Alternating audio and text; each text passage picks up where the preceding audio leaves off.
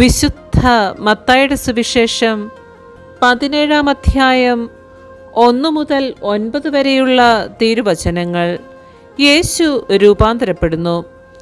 യേശു 6 ദിവസം കഴിഞ്ഞ് പത്രോസ്, യാക്കോബ്, അവൻ്റെ സഹോദരൻ യോഹന്നാൻ എന്നിവരെ മാത്രം കൂട്ടിക്കൊണ്ട് ഒരു ഉയർന്ന മലയിലേക്ക് പോയി. അവൻ അവരുടെ മുൻപിൽ വെച്ച് രൂപാന്തരപ്പെട്ടു. അവൻ്റെ മുഖം സൂര്യനെ പോലെ വെട്ടിത്തിളങ്ങി. അവൻ്റെ വസ്ത്രം പ്രകാശം പോലെ ധവളമായി. മോശയും ഏലിയായും അവനോട് സംസാരിക്കുന്നതായി അവർ കണ്ടു. പത്രോസ് യേശുവിനോട് പറഞ്ഞു, കർത്താവേ, നാം ഇവിടെയായിരിക്കുന്നത് നല്ലതാണ്.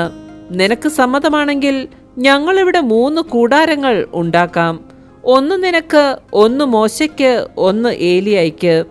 അവൻ സംസാരിച്ചു കൊണ്ടിരിക്കുമ്പോൾ ശോഭയേറിയ ഒരു മേഘം വന്ന് അവരെ ആവരണം ചെയ്തു. മേഘത്തിൽ നിന്ന് ഇങ്ങനെയൊരു സ്വരമുണ്ടായി, ഇവൻ എൻ്റെ പ്രിയപുത്രൻ, ഇവനിൽ ഞാൻ പ്രസാദിച്ചിരിക്കുന്നു, ഇവൻ്റെ വാക്ക് ശ്രവിക്കുവിൻ. ഇത് കേട്ട ക്ഷണത്തിൽ ശിഷ്യന്മാർ കമിഴ്ന്നു വീണു. അവർ ഭയവിഹ്വലരായി.